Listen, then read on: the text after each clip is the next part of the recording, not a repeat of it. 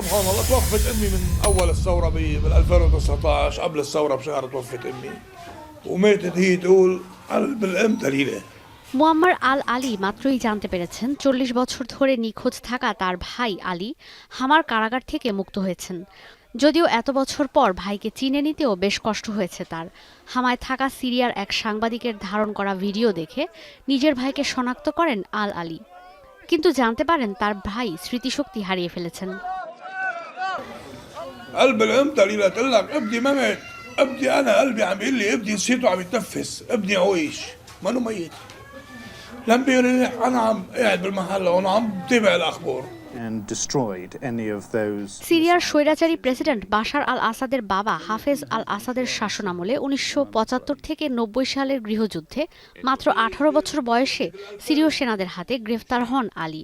তার খোঁজে আলীর পরিবার কাটিয়ে দেয় কয়েক দশক। সিরিয়ার এমন কোনো জায়গা নেই যেখানে ভাইকে খুঁজতে যাননি আলী ও তার পরিবার। আলীর মা ছেলের খোঁজে ধর্ণা দিয়েছেন কারাগারগুলোতেও।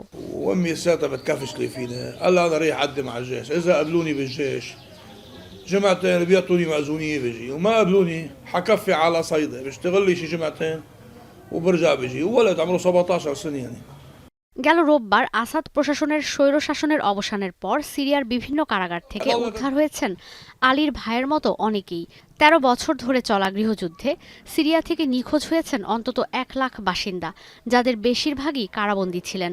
আলেপ্পো হামাসহ বেশ কয়েকটি শহর আসাদ বিরোধীদের দখলে যাওয়ার পর সামাজিক যোগাযোগ মাধ্যমে ছড়িয়ে পড়ছে কারাবন্দীদের ভিডিও।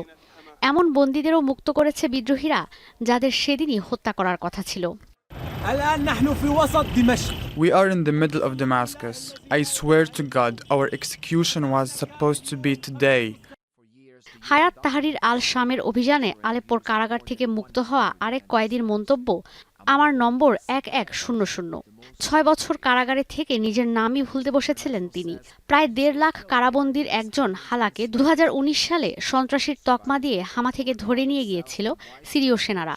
আসাদ সরকারের বিরোধিতা করা যে কোনো ব্যক্তিকেই সন্ত্রাসীর তকমা দিয়ে কারাবন্দী করে রাখা হতো বছরের পর বছর। I was just a number. I have been missing. My family thinks I'm dead. They don't know anything about me. There are many people who have been missing for many years. ২৪ বছর ধরে স্বৈরশাসকের ভূমিকায় থাকা president Bashar আল আসাদের অন্যতম হাতিয়ার ছিল সিরিয়ার কারাগারগুলো। সিরিয়ার মানবাধিকার সংস্থাগুলো বলছে এখানে কয়েদিদের অমানবিক নির্যাতন করা হতো, খাবার দেয়া হতো না, রোগ ব্যাধি ছড়িয়ে পড়তো কারাগারগুলোয়। অ্যামনেস্টি ইন্টারন্যাশনালের মানুষের কসাইখানা নাম দেয়া সেদনায়া কারাগারে কয়েদিদের করা হতো সবচেয়ে নির্মম নির্যাতন। এই কারাগার থেকে ৪৩ বছর পর মুক্ত হয়েছেন রাঘাত আল টাটারি।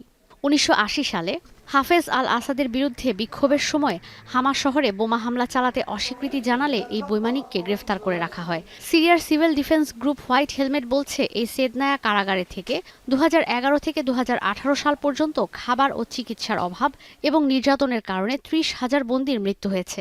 আরও ৫ শতাধিক কারাবন্দীকে হত্যা করা হয়েছে।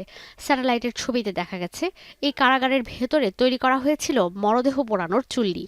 في دفع الذرائع التي يتذرع بها المجتمع الدولي সিরিয়ার সরকার বিরোধীদের দখলে নেওয়া সব শহর থেকেই বন্দীদের মুক্ত করে দেয় হায়াত তাহরির আল শাম।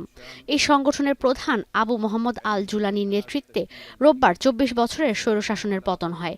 কারাবন্দীদের অনেকেই জানেন না বাশার আল আসাদের বাবা হাফেজ আল আসাদের মৃত্যু হয়েছে, যার আমল থেকে তারা কারাবন্দী ছিলেন। এইচটিএস এর আসাদ বিরোধী যোদ্ধাদের কারণে ১ লাখেরও বেশি কারাবন্দীর সৌভাগ্য হয়েছে বহু বছর পর দিনের আলো দেখার।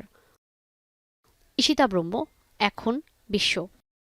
শিয়া বাটার ও ভিটামিন ই সমৃদ্ধ lily glam beauty soap. Lily, always beautiful.